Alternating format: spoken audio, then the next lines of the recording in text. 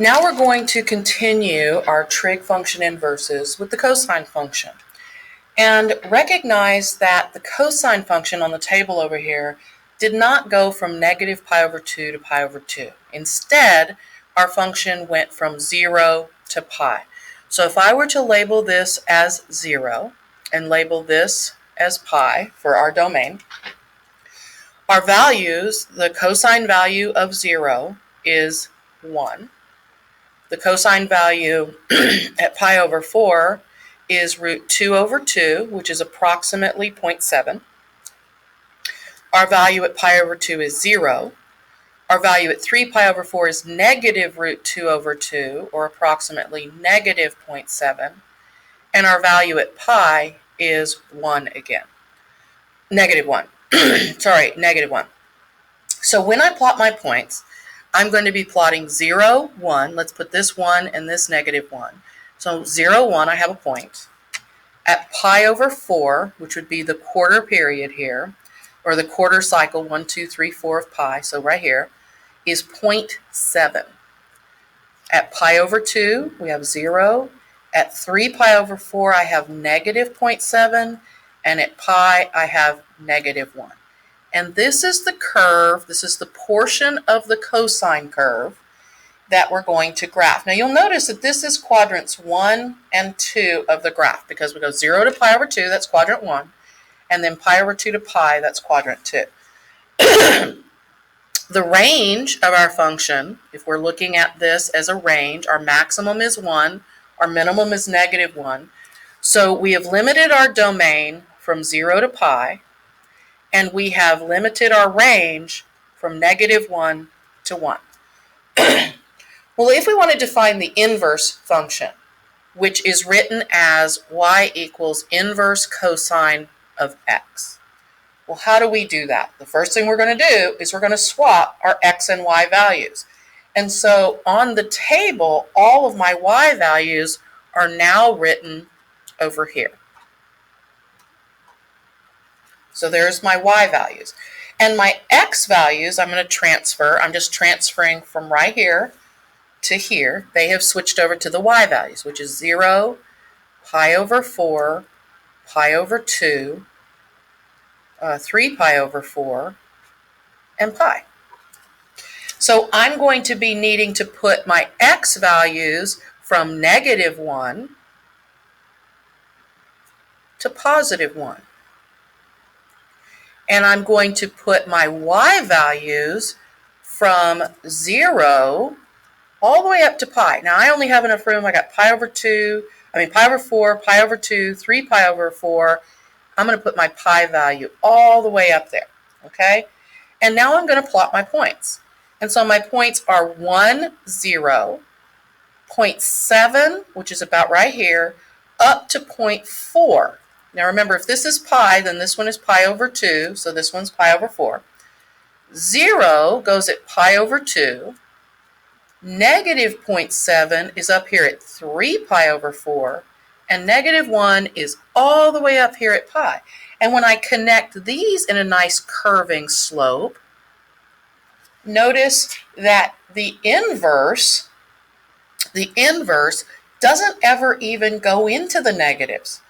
So my answer is always going to be a positive angle. There's no negative angles going to be found with cosine because the domain is negative 1 to 1, but the range is now 0 all the way up to pi. So we're never going to even find any negative values. So when we look at the picture of the unit circle, here's my unit circle right here. Cosine does not use negative pi over 2 to pi over 2. Cosine uses 0 to pi. Cosine uses quadrants 1 and 2.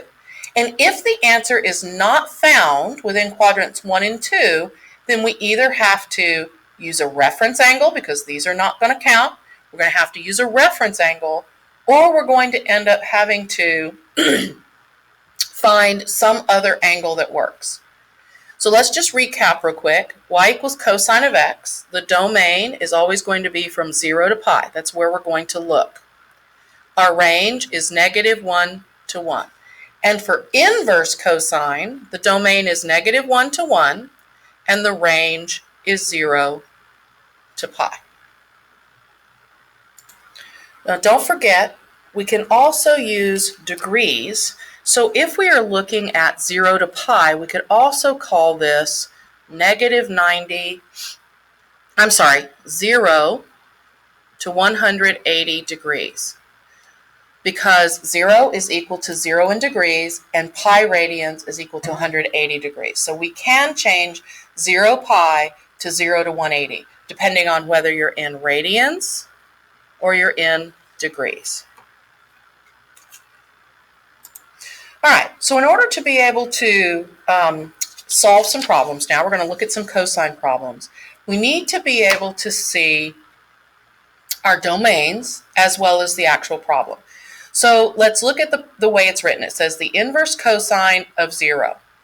So if this is inverse cosine, which of these two sets of domains am I looking at? I am looking at this one, inverse cosine domain. And it says that my number has to be between -1 and 1. And 0 fits that. 0 is in between -1 and 1. So now what I'm looking at is, where is the cosine of theta equal to 0? So where on the unit circle is the cosine theta equal to 0? And it's right here at pi over 2. Now pi over 2 is in the range. It's in the output of this particular function. Again, it's in the output 0 to pi, and my answer was pi over 2. So that's perfect.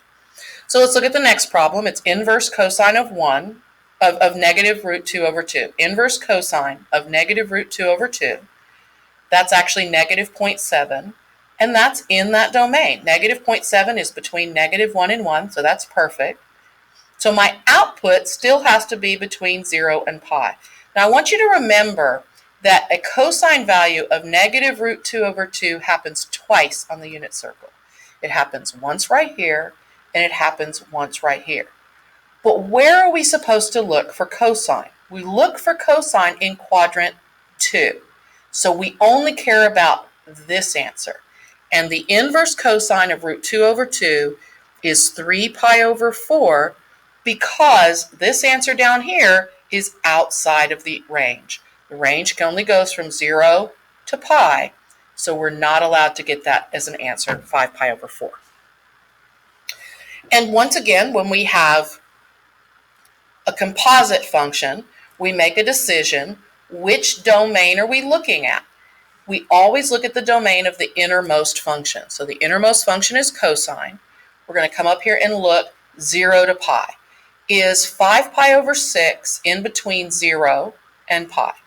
If you're not sure, turn pi into a decimal, which is 3.14, and turn 5 pi over 6 into a decimal, and you'll find that that's approximately 2 point something. So yes, it is in the correct domain. So we know this is going to work. And remember, once again from the last time, if the inverse of the function is actually an inverse, we get x. So this is in the function. It's all good to go. So the answer is just 5 pi over 6. Let's look at this next problem. It says the cosine of the inverse cosine. So which domain are we looking at here? For this problem, we're looking at this domain, -1 to 1. 0.2 is in between there, so the answer is just 0.2. The third problem, let's look at the inverse cosine of the cosine. So we're going to look at this domain. Now the problem is 5 pi over 4 is not between 0 and pi. 5 pi over 4 is actually in quadrant 3. So let me draw that real quick. It's in quadrant 3 right here at 5 pi over 4. That will not work. That is not in the domain. So instead, I know there's a reference angle right here, and I know that cosine is negative in this quadrant. So I'm going to find the angle right here that has the same reference angle. And the same reference angle occurs at 3 pi over 4. These two have the same reference angle, but this one is in the domain. This one's in quadrant 1 or 2. So I know this is going to work. So I rewrite the problem as the inverse cosine of the cosine of 3 pi over 4. And what's the answer?